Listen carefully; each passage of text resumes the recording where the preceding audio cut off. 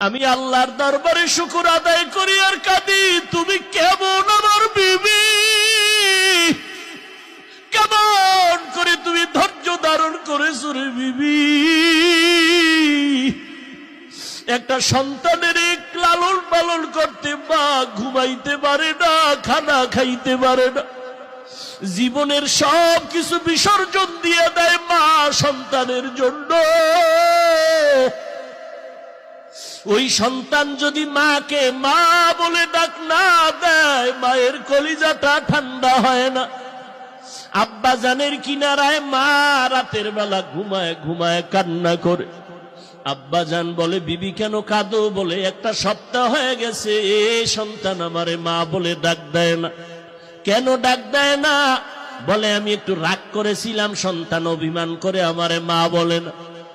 আমার বাবা বলে, বিবি তুমি কষ্ট পেও না, তুমি টাইম মতো খানা খাওয়ার ঘুমাও, সন্তান বুঝে আসবে, ক্ষমা চাইয়া তোমারে মা বলে ডাকবে।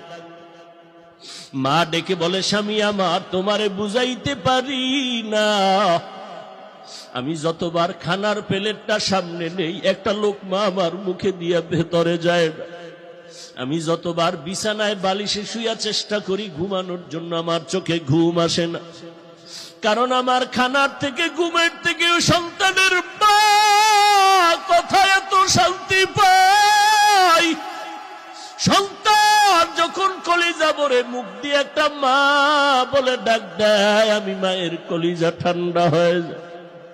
আজ একটা সপ্তাহ হয়ে গেল আমার সন্তান আমাকে মা মা বলে ডাক দেয় না। আমি সহ্য করতে পারি না রে স্বামী, কই আমার গোসল, কই আমার খানা, কই ঘুম।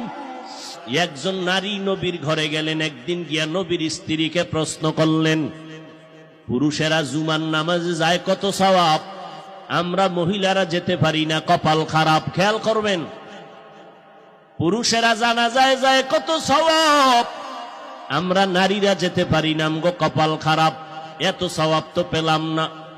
পুরুষেরা ঈদের নামাজে যায় কত সওয়াব, আমরা নারীরা যেতে পারি না, আমগো তো সওয়াব পেলাম না। পুরুষেরা জিহাদের ময়দানে গিয়ে সওয়াব কামাই করে, আমরা তো যেতে পারি না। এই প্রশ্নগুলো একজন এলাকার নারী নবীর স্ত্রীকে করা মাত্র মদিনার নবীর স্ত্রী পয়গম্বরের দরবারে গেলেন।